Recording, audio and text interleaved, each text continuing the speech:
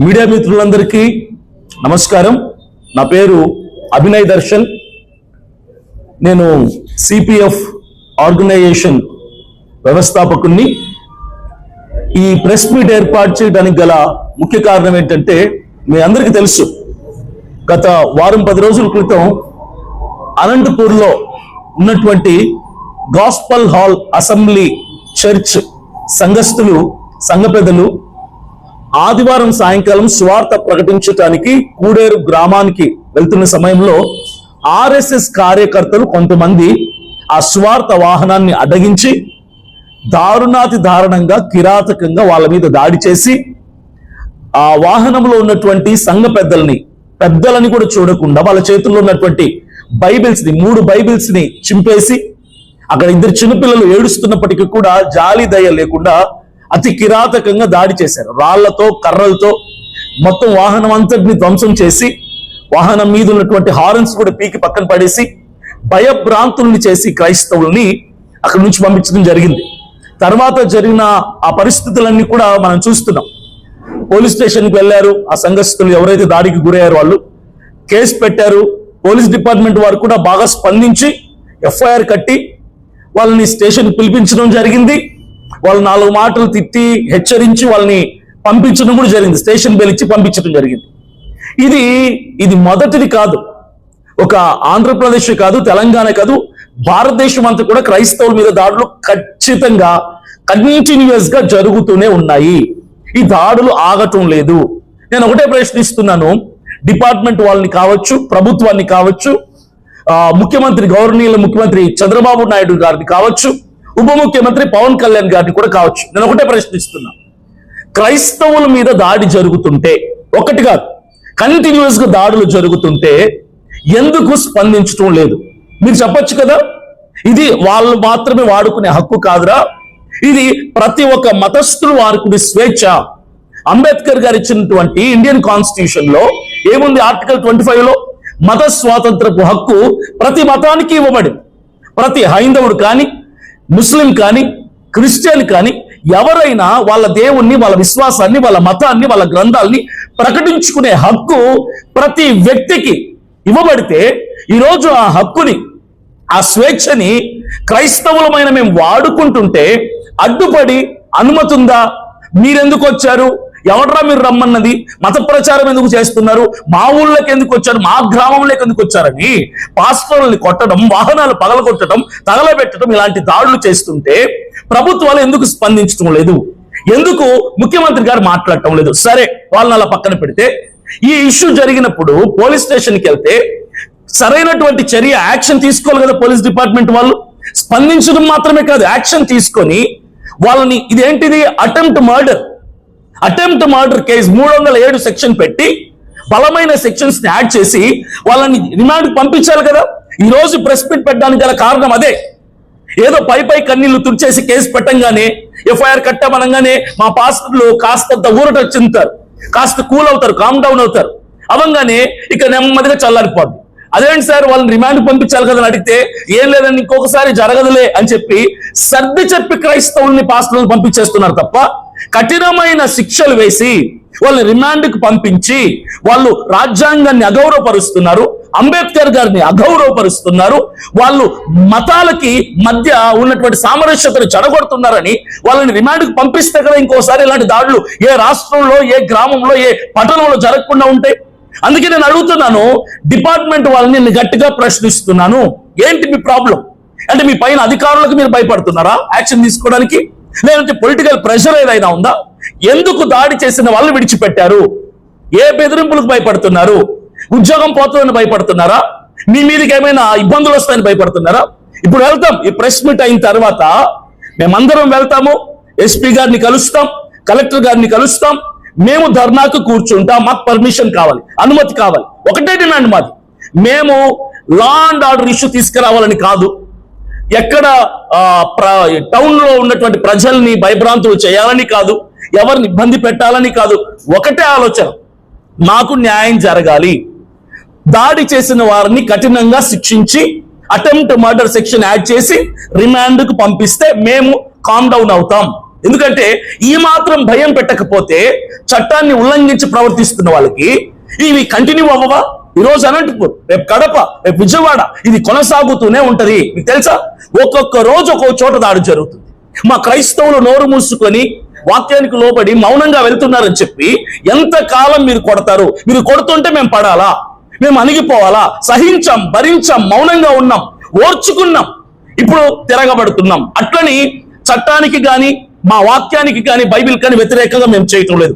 న్యాయ పోరాటం చేస్తాం, ప్రశ్నిస్తాం, అన్యాయాన్ని ప్రశ్నిస్తాం. మాకు న్యాయం జరిగే వరకు, పరిష్కారం వచ్చే వరకు ఈ అనంతపూర్లో తప్పు చేసిన వాళ్ళని కఠినంగా శిక్షించి రిమాండ్కు పంపించే వరకు కూర్చుంటాం. నిరాహార దీక్ష చేస్తాం, ఖచ్చితంగా చేస్తాం. మాకు న్యాయం కావాల్సిందే. నేను మాలమహాడ్ జిల్లా అధ్యక్షులు పనిచేస్తున్నాను. మరి ఈ రోజున ఈ అభినయ్ అన్న గారు ఇక్కడికి వచ్చి, క్రైస్తవులంతా ఇక్కడికి వచ్చి, ముఖ్యంగా ఈరోజు ప్రెస్ మీట్ కారణం ఏంటంటే, నా దళిత క్రైస్తవుల మీద దాడులు విపరీతంగా జరుగుతూ ఉన్నాయి. మరి జిల్లా వ్యాప్తంగా కావచ్చు, ఇతర అనేక జిల్లాల వ్యాప్తంగా కావచ్చు, జై శ్రీరామ్ అంటూ నినాదాలు చేస్తూ కొడుతూ చంపుతామంటూ బెదిరిస్తున్నారు. మరి ఇటువంటివి అభివృద్ధికి దారితీస్తున్నాయా, లేదంటే మరి హింసాత్మక ప్రేరేపణలకు దారితీస్తున్నాయన్నది ఒకసారి గుర్తు చేసుకోవాలి. మరి జిల్లా వ్యాప్తంగా కూడా లా అండ్ ఆర్డర్ కంట్రోల్ చేయాల్సినటువంటి బాధ్యత ఎస్పీ గారిది, కలెక్టర్ గారిది. ఈ విధంగా దాడులు జరుగుతూ ఉంటే మరి మేమేమైపోవాలి? ఒకసారి రాజకీయ నాయకులు కూడా ఆలోచించాలి. ఈ విధంగా దాడులు జరుగుతూ ఉంటే మనం ఏ విధంగా అభివృద్ధి చెందాలి, ఏ విధంగా ముందుకు తీసుకుపోవాలనేటువంటి విషయాలు నాయకులు కూడా గుర్తు చేసుకోవాలి. అందరికీ, మీడియా మిత్రులందరికీ నా నమస్కారం. జై భీమ్. నా పేరు బండారు కుల్లాయప్ప. నేను ఎంహెచ్పిఎస్ జిల్లా వర్కింగ్ ప్రెసిడెంట్. గత కొద్ది రోజులుగా ఈ యొక్క అనంతపూర్ జిల్లాలో జరుగుతున్న క్రైస్తవుల పైన జరుగుతున్న దాడులు మేము సోషల్ మీడియా ద్వారా చూస్తున్నాము. మన జిల్లాలో కేవలము ఇదొక్కటే దాడి జరిగినది, తాడిపత్రిలో జరిగింది, అలాగే ఇప్పేర్లో జరిగింది. ఈ జిల్లా వ్యాప్తంగా ఎక్కువగా దాడి అనేది ఎక్కువగా చేస్తున్నారు. అంటే బస్సులు వలగొట్టడం కానీ, జై శ్రీరామ్ అని నినాదాలు చేయడం కానీ, ఇంకా ఎస్సీ ఎస్టీల పైన కానీ ఇంకా ఎక్కువ దాడులు అనేది ఎక్కువైపోయినాయి. ఎందుకు? మన భారతదేశం ఎటుపోతుంది? ఇతర దేశాల మాదిరి ఒకటే కులం కాదు కదా, అన్నదమ్ముల్లా, అక్క చెల్లెల్లా మన భారతదేశం అనేది అందరం కలిసి ఉన్నాము. ఒక ముస్లిం గాను, క్రిస్టియన్ గాను, ఎస్సీ మాలా మాధవులు కానీ, రెడ్డిస్ కానీ, ఇంకా ఇతర కులాలు కానీ అందరూ కలిసి ఉన్నప్పటికీ మేము ఈ వేరే కులాల మీద కానీ, వేరే మతాల మీద కానీ మేము విమర్శలు కానీ, లేకపోతే దూషణలు కానీ మేము చేయలేదే. మరి మీకెందుకు అంత కోపము?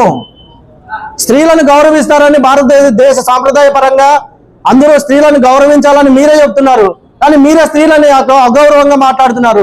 ఈ క్రైస్తవుల మీద దాడి కానీ, ఎస్సీ ఎస్టీల పైన దాడులు కానీ ఆపకపోతే మేము ఎంత దూరమైనా వెళ్తాము.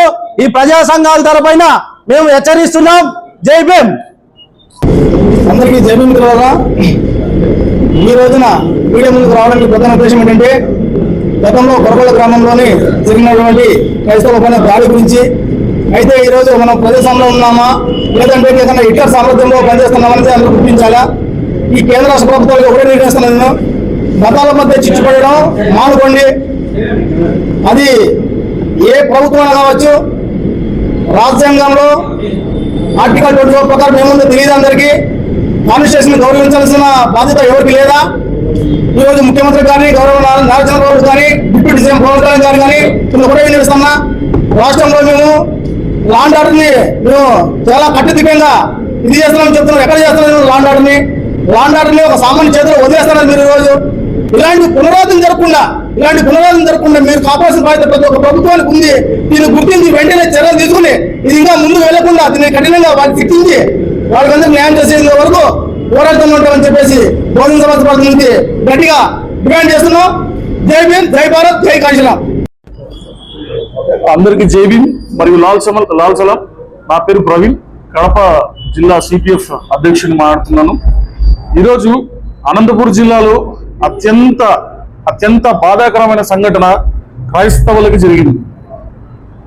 ఒక్క అనంతపూర్లోనే కాదు, ఉండిలో, మరియు చాలా జిల్లాలలో ఇలానే జరుగుతూ ఉంది. దీన్ని మేము తీవ్రంగా ఖండిస్తా ఉన్నాము. రాబోయే రోజుల్లో సిపిఎఫ్ అభినయ్ దర్శన్ గారు మా ప్రియతమ నాయకులు ఖచ్చితంగా దీని మీద పోరాటం చేసి ప్రాణాలకు తెగించి మరి నిరసన కూర్చోబోతున్నాం. మేము రాబోయే రోజుల్లో క్రైస్తవుల కోసం పాదయాత్ర కూడా చేయబోతున్నాం. ఈ రోజు మధ్యాహ్నం అనంతరం మేము జిల్లా ఎస్పీని కలవబోతా ఉన్నాం. జిల్లా ఎస్పీని కలిసిన తర్వాత రేపు మన్నాడు మా యొక్క భవిష్యత్తు కార్యాచరణను ప్రకటించబోతున్నాం. అందరికి జై Bhim. Thank you. Gospel assembly Anantapuram court రోడ్లో ఉన్న చర్చి మీద దాడి జరిగిన పరిస్థితిలో స్పందించి దూర ప్రాంతం నుంచి వచ్చిన డాక్టర్ అభినయ్ దర్శన్ గారికి వారి బృందానికి ప్రభు నామములో వందనాలు. 1950లో ఫాక్స్ గారు, అగ్గిరప్ప గారు, మరి జిఎస్ జోసెఫ్ గారు ఎంతో కష్టపడి బ్రదర్ అసెంబ్లీని స్థాపించారు. మాకు ఎలాంటి డబ్బులు రావు, వాక్యానుసారమైన సంఘముగా స్థాపించబడి చిన్న కొట్టంలో నుంచి కోర్టు రోడ్లో పెద్ద సంఘముగా విస్తరించింది. ఇప్పుడు ప్రజెంట్ 5 మంది సంఘ పెద్దలు ఉన్నారు. వాళ్ళలో నేను కూడా ఒకని. మరి ముఖ్యంగా 2వ భాగంలో మరి ఆదివారము మరి 4/1/26 కొత్త సంవత్సరంలో మరి కూడేరు మండలము కొర్రపాడు మరి గ్రామానికి వెళ్ళిన సందర్భంలో మరి అందరికీ ప్రపంచముకంతా తెలిసింది వీడియోలో మరి మాకు ఎలాంటి డబ్బులు రావు, మేము వాక్యానుసారముగా 10% నేను కూడా ఉద్యోగం రిటైర్ అయినాను. ఇలాగా చేసి ఉంటే ఇలాంటి బస్సు కూడా అక్కడ ఉంది, ఇలాంటి పరిస్థితిలో ఉంది. మరి అభినయ్ అన్న గారికి వారి బృందానికి నేను వందనాలు చెల్లిస్తున్నాను. ఫాలో చేయొచ్చు కదా అండి ప్లీజ్. అందరికీ నమస్కారం. మీరు వీడియో చూస్తున్నారు కానీ సబ్స్క్రైబ్ చేసుకోవడం లేదు. సబ్స్క్రైబ్ చేసుకోండి, మాకు సపోర్ట్ చేయండి.